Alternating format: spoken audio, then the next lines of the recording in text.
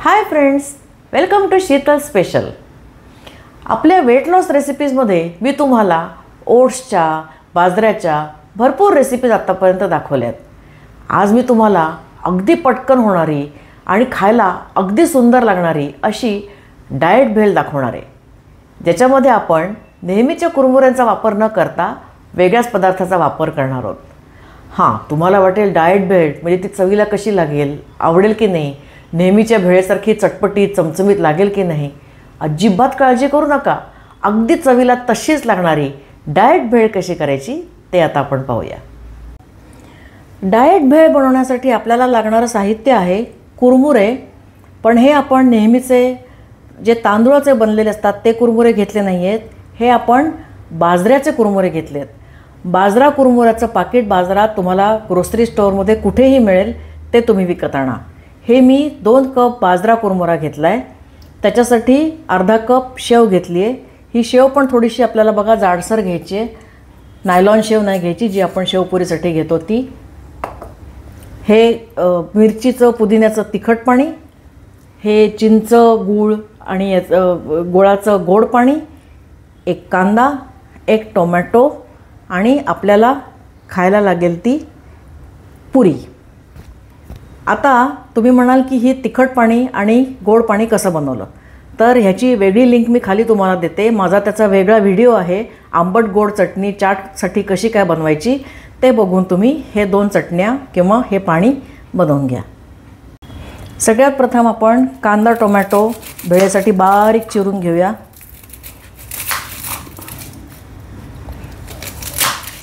आपल्या नेहमीच्या भेळेमध्ये आपण बटाटा घालतो, पण ही डाएट भेळ असल्यामुळे आपण बटाटा घातला नाही आहे। आणि शेवसुद्धा जरा कमीच प्रमाणात घालायचे, खूप जास्त नाही घालायचे। तुम्हाला अगदी इतकंच तुम्ही कॅलरी कॉन्शियस असाल तर बिलकुल नाही घातली तरी चालेल, पण थोडी तरी शेव पाहिजे म्हणजे त्याला छान चव येते।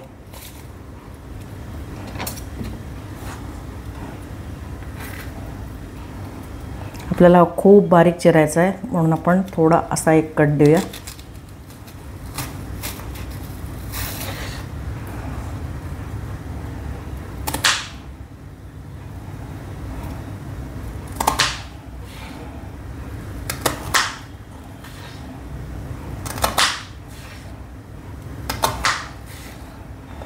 कारण भेळेमध्ये कांदा टोमॅटो जितके तुम्ही बारीक चिराल तितकं ते छान लागेल।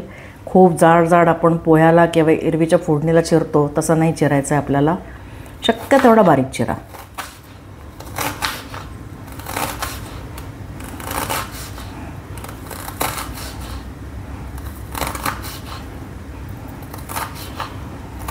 हा पहा किती छान बारीक चिरला गेला आहे। याच पद्धतीने आपण अख्खा कांदा चिरून घेऊ।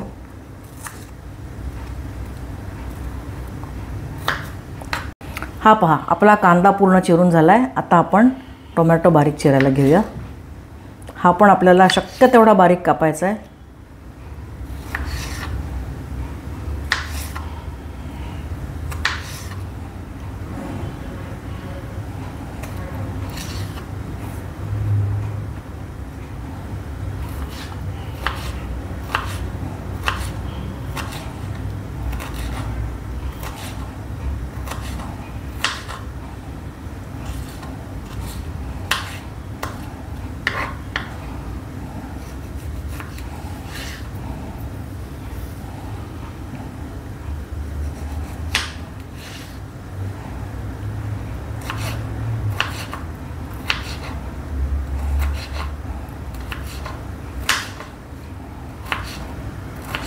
बघा अगदी छान बारीक बारीक कापून टोमॅटो मी घेते।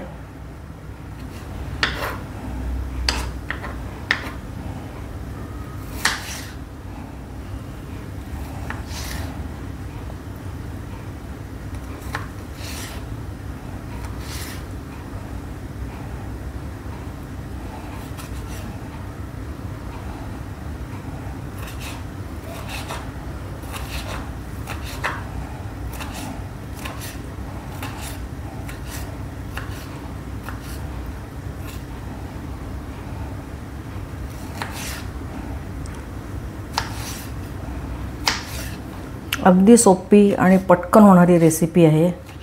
कांदा टोमॅटो तर असतात आपल्या घरात, फक्त ते पाणी बनवायला लागेल तुम्हाला. ते सुद्धा मी तुम्हाला सांगते, जर तुम्ही चिंचगुळाचं जे गोड पाणी आहे ते बनवून एअरटाईट डब्यात ठेवलं तर अगदी 2-3 महिने सहज टिकतं, असा माझा अनुभव आहे.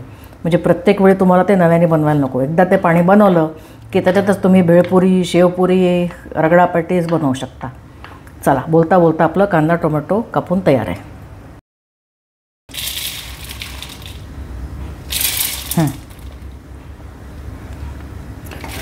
आता आपण भेळ बनवायला घेऊया.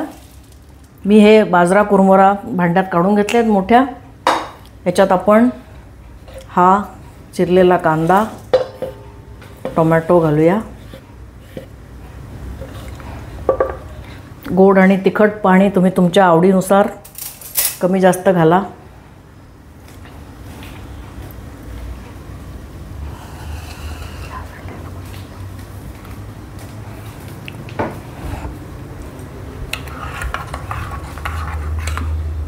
मी थोडंसं हे घट्टसरच ठेवलं आहे. चांगल्या 3-4 मिरच्या मी घातल्या होत्या. थोडंसं घालून बघते, नंतर लागलं तर अजून घालीन. आता हे गोड पाणी,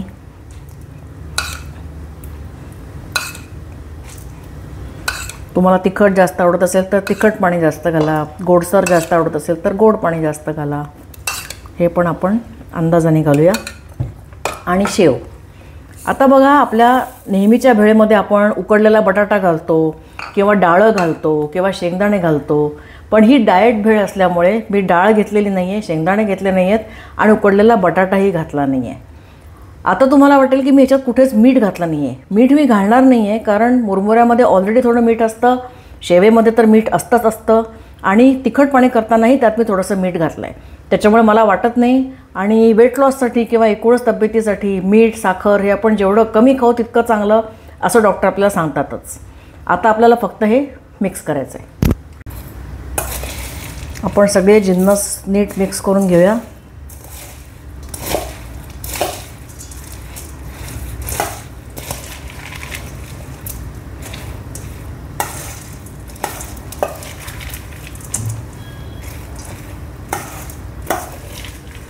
आहा, मस्त तिखट चटणीचा आणि थोडं आंबट गोड चटणीचा, शेवेचा, असा मस्त भेळेचा जो टिपिकल सुगंध असतो तो आता यायला लागलेला आहे.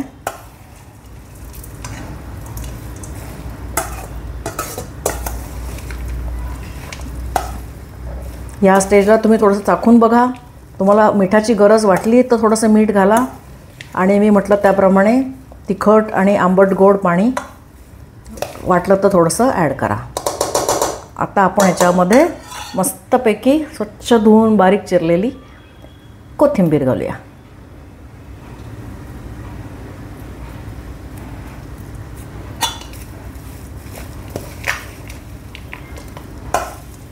बस, हे पहा, आपली मस्तपैकी खमंग चटपटीत डाएट भेळ खायला तयार.